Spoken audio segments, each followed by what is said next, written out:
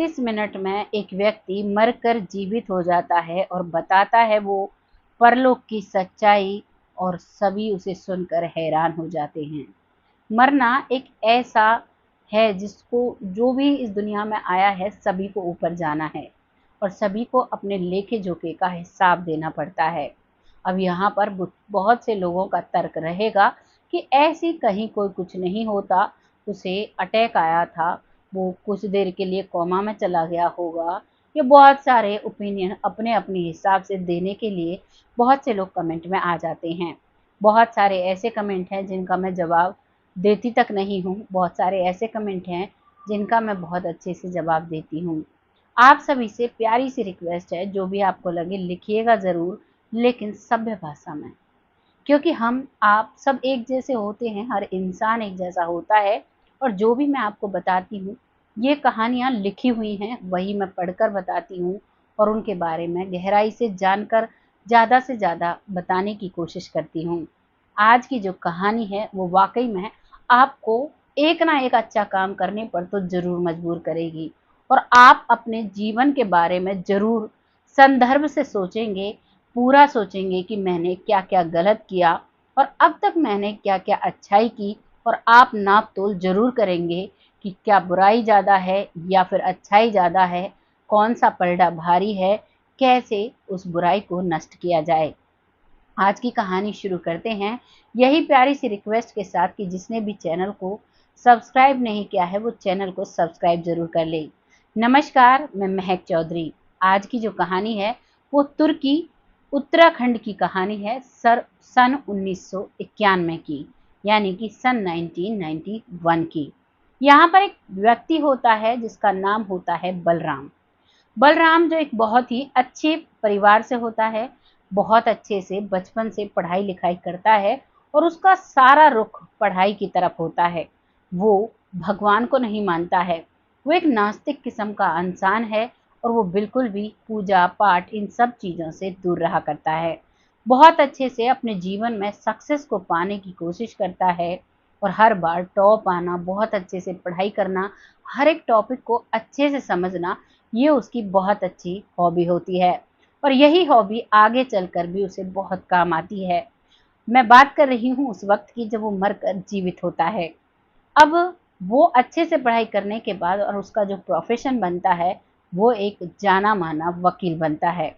वकील ऐसा कि जिस केस को अपने हाथ में ले ले उसको पूरा करके छोड़ता था, उस व्यक्ति को जिता कर छोड़ता था। यह उसकी जिद बन चुकी थी कि जिस केस को मैं हाथ में लूंगा उसे चाहे मुझे झूठ बोलना पड़े, चाहे मुझे कुछ भी कहना पड़े, चाहे मुझे झूठे गवाह पेश करना पड़े, उन सभी को मैं न्याय इस तरीके से दिलाऊंगा कि न्याय उन्हीं के हक में हो। ये उसकी अपनी एक लाइन थी जिसे वो अपने जीवन में आगे रखता था। धीरे धीरे वक्त निकलता है और अब वो इतना नामी ग्रामी वकील बन जाता है कि सब लोग उसके तारीफों के पुल बांधने लगते हैं। सब कहने लगते हैं कि जिस केस को, चाहे वो झूठा हो या सच्चा केस हो, ये उस केस को जब भी हाथ में लेता है तो ये उसे जिता कर छोड़ता है। जब वो उसके काफी चर्चे हो जाते हैं तो उसका जो जीवन है वो भी साथ साथ चलने लगता है और अब लगभग उसकी उम्र 56 साल हो जाती है। आप अंदाजा लगा सकते हो 56 साल की उम्र तक उसने कितने केस लड़े होंगे, जिनमें से करीबन 80% केस अगर सच होंगे तो 20% केस जरूर झूठे होंगे। क्योंकि जो व्यक्ति किसी केस को हारता ही नहीं है, तो आज का समाज आपने देखा है, जिसका बोलबाला होता है, जिसके पास पैसा होता है, वही ज़्यादातर क्राइम करता है।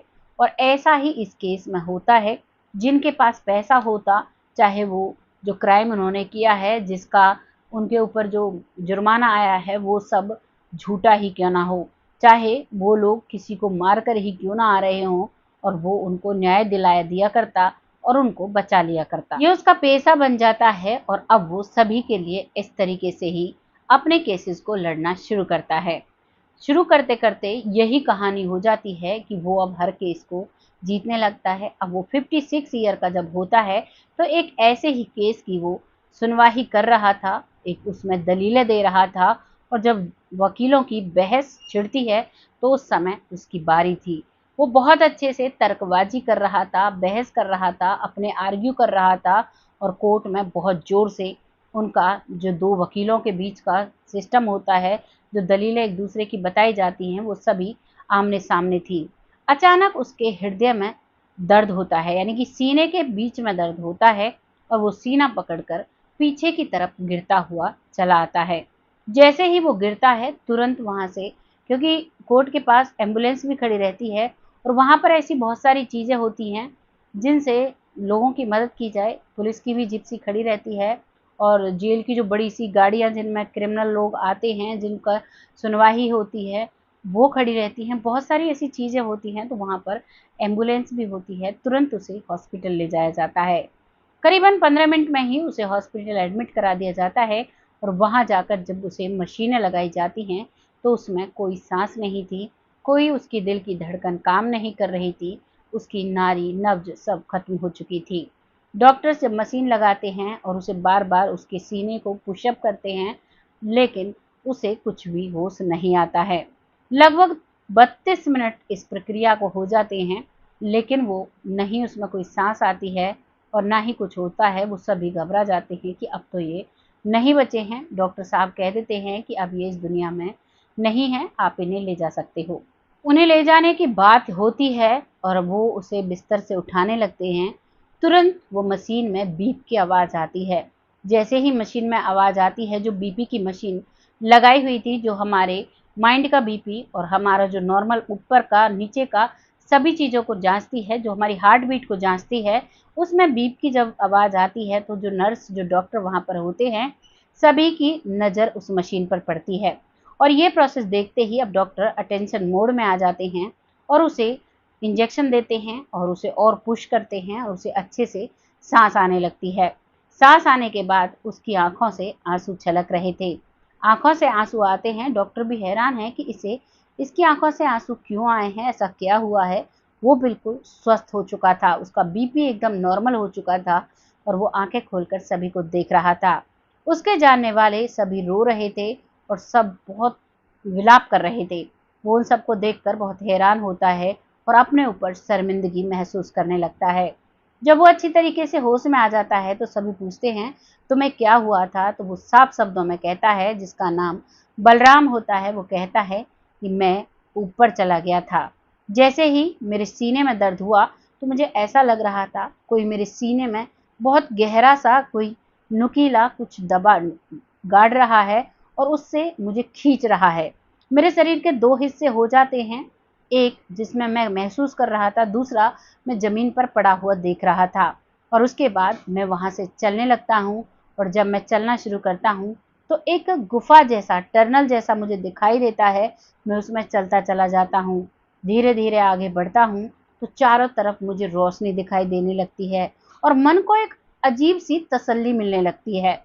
मैं आगे पहुँचता हूँ, तो मुझे आगे 3 बहुत अच्छे साधु दिखाई देते हैं, जो एक साथ बैठे हुए हैं और वो मुझे देखते हैं, तो कहते हैं, और आ गए तुम? क्या रहा तुम्हारा जीवन?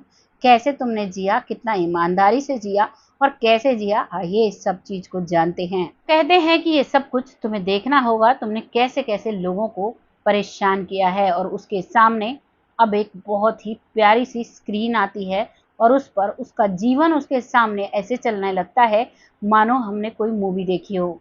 उसे दिखाई देता है जब बचपन से ही वो पढ़ता है, लिखता है और फिर जब वो वकील बनता है, तो उस दौरान उसने एक केस लड़ा था जिस व्यक्ति ने एक बच्चे के पिता को मारा था और वो बच्चा उस समय सिर्फ 12 साल का था और जब उसका पिता उस व्यक्ति ने मार दिया और उस व्यक्ति को पुलिस पकड़ती है, तो उसकी पत्नी को और उसके बेटे को शांति मिलती है कि अब इसे इसके किए की सज़ा मिलेगी। लेकिन उस केस को लड़ रहा था ये बलराम वकील और ये उस केस से उसको बाइज्जत बरी करता है। जब ये बरी होता है, तो वो बहुत बिलखते हैं और वो महिला पेट पकड़कर बद्दुआएँ देती है और कहती है कि जो तुमने ये किया है सही नहीं किया, तुमने हमारे साथ बहुत गलत किया, तुमने मेरे पति को इंसाफ नहीं दिलाने दिया, इसकी सज़ा तू ज़रूर भुगतेगा, ये भूखी आत्माएँ तुमसे कुछ कह रही हैं। क्योंकि उस घर में कमाने वाला वो व्यक्ति था जिसे मार चुके थे लोग और अब सिर्फ़ एक छोटा बच्चा और एक महिला रह गई थी। वो इतना दुखी होते हैं, उस समय उसने ये पक्ष नहीं देखा, लेकिन ऊपर जाने के बाद उसे ये पक्ष दिखाई दिया और इस चीज़ को देखकर वो खुद शर्मिंदा होने लगता है। वो उन गुरुजनों की तरफ नज़र तक नहीं मिला सकता है और अपने आप पर गिल्ट महसूस करने लगता है। तभी वो तीनों गुरुजन बोलते हैं कि अभी तो कुछ नहीं है, ये तो बस छोटी-सी बात थी। तुमने अपने जीवन में बहुत गलत-गलत केस लड़े हैं, बहुत गलत ल लोगों को छुड़वाया है, बहुत गलत लोगों के साथ तुमने न्याय किया है। तुम्हारा अंजाम बहुत बुरा होगा, तुमने अपने जीवन को बहुत बुरे तरीके से जिया है। क्या तुम्हें याद है जब तुम यहाँ से गए थे, तो तुम्हें क्या समझाया गया था? वो बिल्कुल स्पीचलेस हो जाता है, जिसकी कभी कोर्ट में लंबी-लंबी दलीलें चला करती थी, लंबी-लंबी जो डिस्कशन है वो चला करता था, लेकिन आज उसके पास एक भी शब्द नहीं था बोलने के लिए भगवान की अदालत में। जिसने ज़मीन पर जो अदालत बनी हुई थी, उसमें बहुत बार बोला और बड़ी सफाई से झूठ बोला, बड़ी सफाई से क्रिमिनल को बचाया। आज वो भगवान की कचहरी में खड़ा हुआ है और आज वो कहीं भी अपने आप को प्रूफ नहीं कर पा रहा है। धरती का एक जाना माना वकील अपने लिए कुछ भी नहीं कह पा रहा है। आगे फिर से एक और केस आता है, जिसमें एक लड़की की आबरू को कुछ लोग लूटते हैं, जिनमें करीबन 4 लोग होते हैं और वो लड़की अपने जीवन को समाप्त कर लेती है। उसकी मजबूर गरीब माँ होती है जो उस केस को लड़ रही थी, लेकिन उसी अदालत में उस माँ को और उसकी बेटी को बदचलन साबित कर दिया गया उस बलराम वकील के द्वारा और उन चारों लोगों को बाइज्जत बरी करा दिया गया। इस केस को जब वो देखता है, तो जिस तरीके से वो उस माँ पर शब्दों के प्रहार कर रहा था, उस बेटी पर जो इस दुनिया में नहीं थी, उसको मरणोपरांत भी बुरी तरीके से बदनाम करने पर लगा हुआ था, वो सभी वो गुरुजन देखते हैं और वो खुद भी देखता है। इस बात पर भी वो बहुत शर्मिंदा हो जाता है और उसकी आंखों से आंसू छलकने लगते हैं। वो कहता है कि गुरुजन, मैं यहाँ आकर सब कुछ मुझे याद आ गया, मैं गया किस काम के लिए था और मैं करके क्या आया हूँ, मुझे नहीं समझ में आ रहा। तभी जो तीनों गुरुजन थे, वहाँ से आवाज़ आती है कि जो हुआ सो हुआ, लेकिन अब तुम्हें धरती पर जाना होगा और जो तुमने किया है उसका भुगतान करना होगा। साथ ही साथ तुम्हें लोगों को अवगत कराना होगा कि तुम लोग क्या कर रहे हो। यहाँ पर ऐसा कुछ नहीं है जो लोग हम समझते हैं कि ये घर मेरा, ये जगह मेरी, ये गाड़ी मेरी, ये बंगला मेरा। इस घमंड में जो लोग जीते हैं, वो ऐसा कुछ भी नहीं होता। यहाँ से तुम भगवान की भक्ति का प्रचार प्रसार करने के लिए जाते हो और अपने जीवन के कर्मों को अच्छा बनाने के लिए जाते हो, लेकिन तुम वहाँ जाकर जैसे ही तुम्हें एक नया शरीर मिलता है, तुम अपनी काया में मदहोश हो जाते हो, अपनी घमंड की काया में चूर हो जाते हो और भगवान को ही भूल जाते हो। भगवान नहीं कहता तुम रोज बैठकर पूजा करो, पाठ करो। भगवान कहता है कभी भी अन्याय मत करो। भगवान कहता है कि कभी भी किसी की आत्मा ना दुखाएं, किसी का दिल ना दुखाएं और किसी के लिए गलत ना बोलें, गलत ना सुने और गलत का कभी भी साथ ना दें, गलत को कभी भी देखें नहीं। ये भगवान का एक मूल मंत्र है। अगर कोई व्यक्ति इन सभी चीज़ों को अपने जीवन में अप्लाई करता है और फिर ज़िंदगी जीता है, तो वो भगवान के सामने भी आँखें मिलाकर कह सकता है कि मैंने ऐसा कुछ गलत नहीं किया, आप मेरा पूरा जीवन चक्र देख सकते हो। यहाँ पर तो एक जाने-माने वकील ने अच्छी खासी उसकी उम्र थी, उसमें भी गलतियाँ की जिसकी सज़ा उसे मिल जाती है। अब वो जीवित हो जाता है और अब वो पूजा पाठ, गीता पढ़ता है, रामायण पढ़ता है और साधु की तरह रहने लगता है। वो अपने वकील के प्रोफेशन को छोड़ देता है और वो अपने जीवन में जब तक वो जीता है बहुत अच्छे से प्रचार प्रसार करता है, भगवान की भक्ति करता है और यमलोक के इस किस्से को कई लोगों को कई कई बार बताता है और लोगों में जागरूकता करता है कि हमें अपने कर्मों पर खासा ध्यान देना चाहिए और जीवन को अच्छे और मधुरता से जीना चाहिए। ये कहानी यहाँ समाप्त हो जाती है। बहुत अच्छा मैसेज हमें देकर जाती है। आपको ये मैसेज कैसा लगा कमेंट सेक्शन में ज़रूर बताइएगा। अब वक्त आता है उन लोगों का जो लोग हमें दिल से सपोर्ट करते हैं, जो बहुत प्यारे प्यारे कमेंट करते हैं। कई कई कमेंट एक एक जो हमारा व्यूवर है वो करता है, काफ़ी समय से हमें बहुत प्यार दे रहे हैं, आगे बढ़ने का मौका दे रहे हैं। उन सभी का तहे दिल से धन्यवाद करना चाहूँगी, दिल की गहराइयों से उनके अपने चैनल धर्मा स्टोरी पर उनका स्वागत करती हूँ। ऐसे ही अपनी बिटिया, अपनी बहन और अपनी एक दोस्त पर अपनी एक अच्छा सा आशीर्वाद और अपना सपोर्ट बनाए रखें। तब तक के लिए आप सब खुश रहें, आबाद रहें। भगवान से यही दुआ करती हूँ। तब तक के लिए जय हिंद, जय भारत।